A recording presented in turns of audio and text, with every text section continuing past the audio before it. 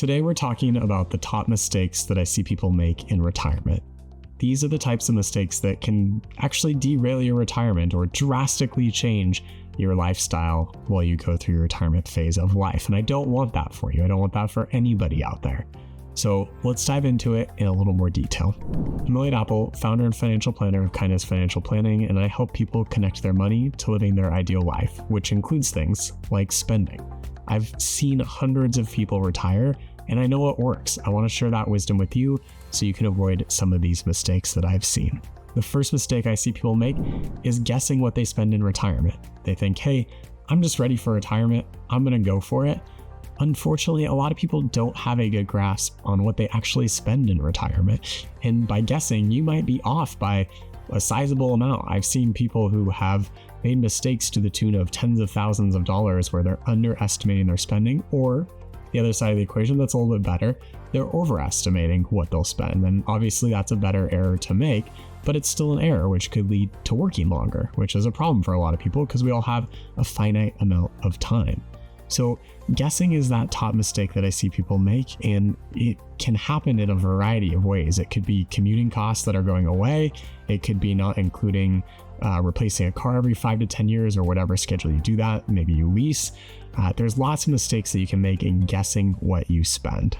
The other thing I would add when guessing, some people think, hey, I'm going to guess on what I can live on, not necessarily what they're spending today. And why is that problematic?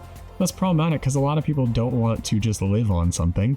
They're accustomed to a certain lifestyle and what they're spending today, and they want to continue that. The next mistake I see people make is not accounting for housing expenses properly. My general rule of thumb is to allocate 1 to 3% of the current fair market value of the house today in terms of housing expenses. So if we break this down really simply, let's say you have $1 million house, I'd plan on spending roughly $10,000 a year on maintenance, and that's just for maintenance. When you add up things like replacing a roof, HVAC systems, AC, new decks, siding on the house, windows, things like that, those expenses can add up over time. And if you're just looking at the current year or what you spent last year, you may not have that factored in, but when you go to replace all the windows in your house and it's $30,000, you'll be glad that you've budgeted a certain amount. Now, if your house is older, maybe you need to plan on 2 or 3% of the fair market value of the house. Whereas if you just replaced a bunch of things recently, maybe 1% is an okay figure. I also find that even if people in retirement have their mortgage paid off, there are still housing expenses that go up, such as insurance and property taxes. And that's really important to keep in mind because what you're paying today isn't necessarily what you'll be paying in the future, 10 or 20 or 30 years from now. And you need to account for that and inflation in your budget. I'd also add that in retirement, we're spending more times in our homes. So what ends up happening, I see a lot of times, is people want to upgrade their home. Maybe it's the landscaping in their backyard. They plan to host people more often. They're spending more time in it, and they actually want to use it more. And so the landscaping that they had for the past 20 years isn't going to cut it for the next 20. Or perhaps they have a parent that's aging who's going to come live with them for a little bit, and you have to modify your house in order for that to work. There's lots of home maintenance projects and modifications I see for people going through retirement, and you want to budget for that. And if you haven't gotten any sort of builder quote or contracting quotes recently, I'd encourage you to do that just to see how expensive things are. It may shock you. The next mistake I see people make is not accounting for increased spending in early retirement. You may have heard of the go-go, slow-go, and then no-go years in different retirement spending. And I find this to be the case for a lot of people. I don't love that terminology because I don't love the no-go. You can still have a very fulfilling life later on if you take the right steps and you're lucky. But what is important here is that in early retirement, people do tend to spend more. They're traveling, and as they should. This is the time to travel in your life. I tell people that all the time. Don't miss out on those opportunities, whether it's with a spouse, a parent, a kid, a family member, a friend, whoever it is. Go out and do that because you don't know what the future holds. You don't know if it's a cancer diagnosis, if someone dies early. There's lots of things that can prevent you from doing that, and there's lots of stories out there of people not doing it and regretting it. So go travel. Take your kids on an extra special vacation, pay for them, splurge on something. Now's the time to do it, but account for that in your plan. Make sure that you're budgeting, that you have those dollars set aside, whether that's 10 grand or 30 grand for the first few years of retirement to really enjoy And then if you want to pare back, you certainly can. A lot of people naturally do. As they get older, they don't have as much interest in doing that. I also find early retirement is a time when parents may still be helping kids or grandkids or have the propensity to want to do that. And so that's something to keep in mind. If it's annual gifting, help with a down payment, marriage, whatever that is, account for those expenses as you go into retirement. So you know, hey, I'm going to pay a lump sum to them of 50 grand to help with their house or a wedding or something else that pops up. Sometimes people don't account for those, and then they're stuck in a tough place because they want to help, but they haven't necessarily budgeted for it and they're not sure how it's going to impact their plan. Let's talk about medical expenses next. And I know you're probably already familiar with medical expenses. You have your copays, co-insurance.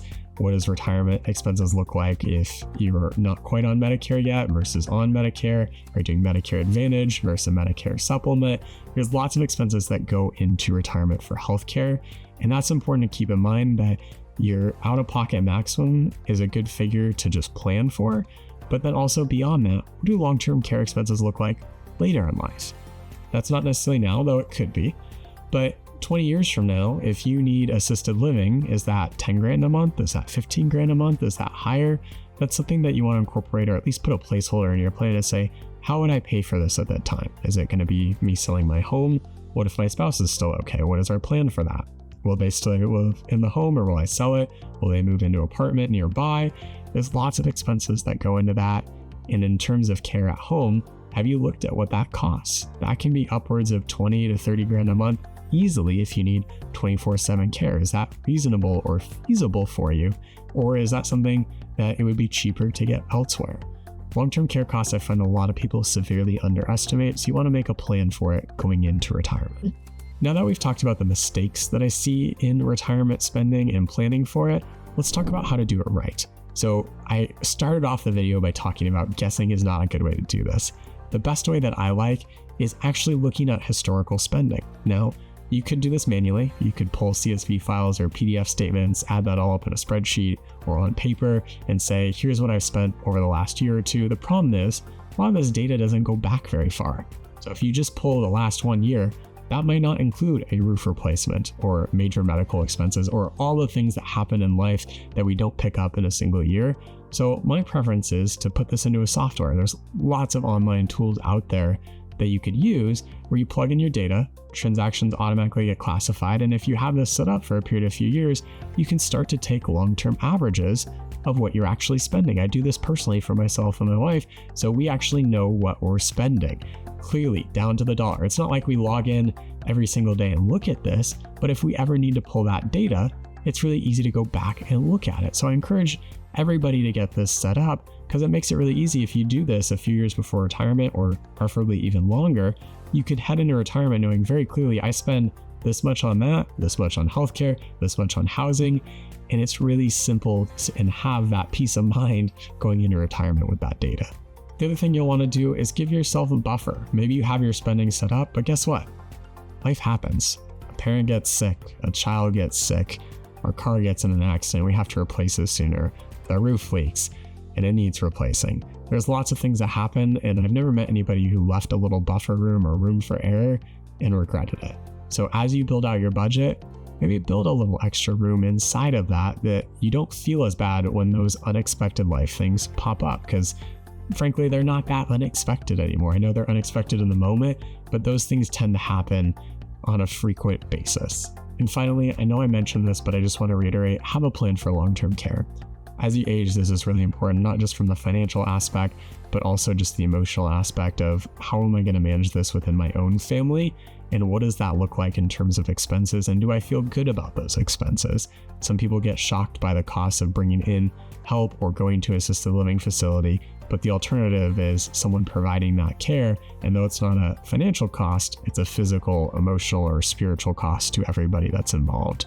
So I hope you learned something today about the unexpected or surprise expenses that people face in retirement. I don't want you to fall into the trap where you start guessing. So start putting information into a software, or make sure that you're building out a budget that actually classifies what goes in and out so you're prepared as you head into retirement. Thanks for watching, and if you liked this, click that subscribe button to be notified of future videos. Enjoy.